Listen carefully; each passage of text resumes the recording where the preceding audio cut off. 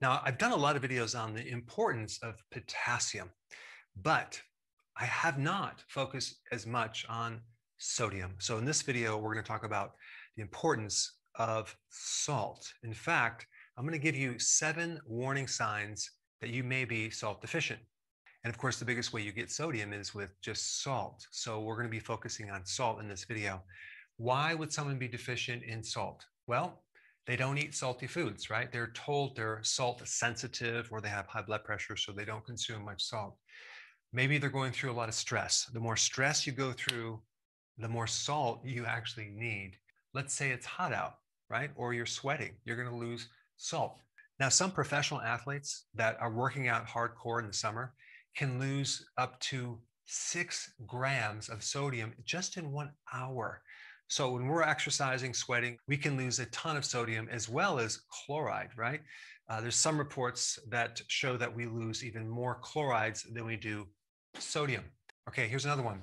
High amounts of potassium. Let's say you start taking a potassium electrolyte powder and you just neglect to take sodium or salt, right?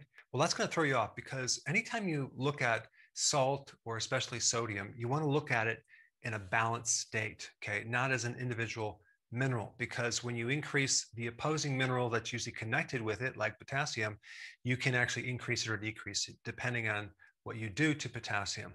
For example, if someone is salt sensitive, what that really means is they're low in potassium. So here's the problem. If someone doesn't know that, they're going to start reducing their sodium more and more and more and generate all these side effects that I'm going to talk about. What they should do instead is just beef up the other mineral. It's much better to have sufficient amounts of both minerals, but in the right ratio. But anytime we go up with potassium, we need more salt. Anytime we go up with salt, we need more potassium. Okay, you started the ketogenic diet. Ketones are like diuretics, okay? You're going to lose a lot of water. And when you lose the water, you're going to lose your salt and you're going to lose your potassium. So you need both of these things to be put back into the body. Now, what about fasting? Yeah, well, you're not eating anything. You're drinking a lot of water. You shouldn't be drinking anything when you're fasting, but you should be consuming sea salt for sure if you are fasting, simply because our bodies require as an essential nutrient sodium and chloride, or you're going to have these symptoms, which I'm getting to shortly.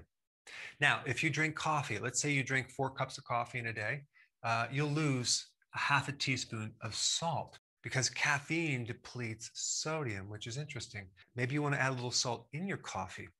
I've heard that that will actually reduce some of the bitterness.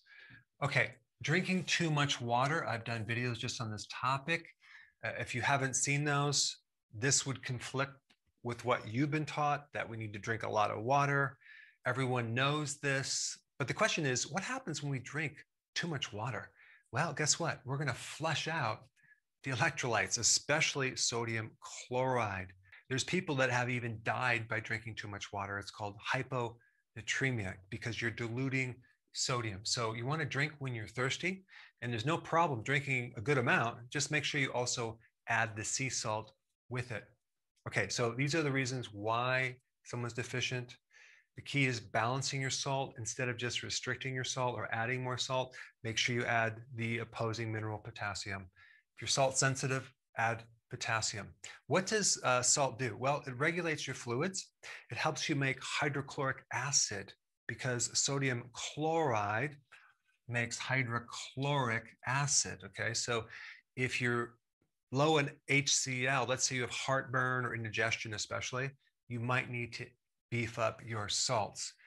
Okay, maintains pH, okay, the acid alkaline levels. It's involved in the sodium potassium pump, which is in every single cell in the body. And that is the generator pump for energy for the nerve muscle connection, okay? Very important, as well as just generating energy.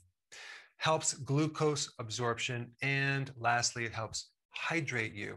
An average person needs between 1 and 2 teaspoons of sea salt a day. Now, that's a very rough figure because this does not take in consideration how much sweating or exercise you do. But this is definitely a minimum right through in here. Okay, the symptom. Number 1 symptom is weakness in your muscles. If you're deficient in salt, you're just going to feel weak, lethargy. You're going to lose that get up and go. dizzy, especially if you get up too fast, because usually your blood pressure is too low. So low blood pressure means you need more sea salt. Insomnia could be low salt in your diet. So if you have insomnia, you should try this tonight. Just put a little bit of salt, maybe 1/8 of a teaspoon, in maybe a half a glass of water, mix it up good, and about, I don't know, an hour and a half before bed, slug it down. See if you sleep better. Headache, okay? That can be a sign that you need more salt. Muscle cramps, and you have a low tolerance to heat. So you're out in the heat, you're out in the sun, and you can't tolerate it, right? Some people have an intolerance to cold, but other people have a low tolerance to heat. That means you just need some sea salt. Now, I want to show you this right here. This is interesting.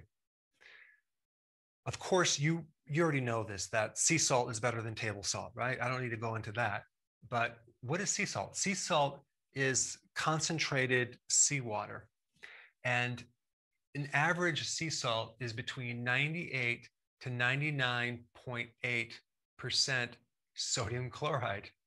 That only leaves you with 0.2 to 2% of the minerals and the trace minerals that are left, okay?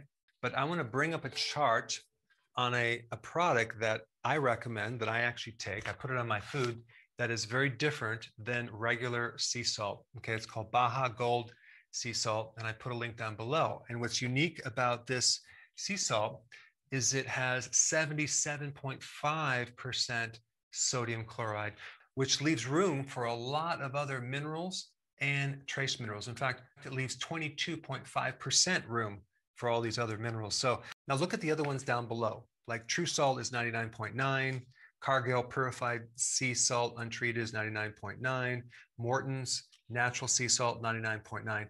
But there's other ones that are lower in sodium chloride, like the Celtic Sea Salt, which is 81.5%. Okay, that's better. And then you have Jacobson Sea Salt, which is 85.3%. So you can see this chart, there's a lot of sodium chloride in sea salt. But check this out, look at calcium, right?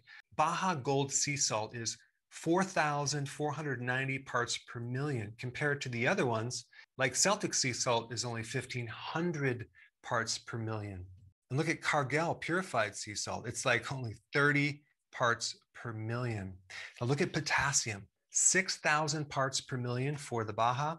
Then if we move down to Celtic, it's only 957. So the Baja Gold is more than 6 times the amount of potassium. But look at Jacobson Sea Salt, that's 438 parts per million, and Malden Sea Salt, which is only 181 parts per million. And look at Cargill Purified, that's zero potassium. And then check out magnesium with the Baja Gold. That's 13,200 parts per million. So if you compare it to everything else, it's way off the charts. Now the question is, how can they make salt with less sodium chloride and more minerals? Well, what's interesting about this salt is the location of where they get it, in a pristine part of the world called the Sea of Cortez. And what's interesting about that is you have the Colorado River Delta that drains into the Sea of Cortez. So we have fresh water draining into ocean water, and that dilutes the amount of sodium chloride. So you're getting all these minerals from the mountains that are flushed into this one spot, where they then capture the salt and let it dry naturally by the sun. They don't artificially dry it like a lot of other companies. And then you're left with this very unique product. It's very interesting on your food. It gives it a completely new flavor. I love the flavor. It just enhances the flavor of food, which is very different than the sea salts, which I also use as well. But some of these sea salts are just overpowering with the sodium chloride. So anyway, I just wanted to introduce you to the Baja Gold Sea Salt and make you aware of the various signs that can occur when you're low in sodium chloride. Now on the flip side, potassium. That's the next video you should watch. And I put that video up right here. Check it out.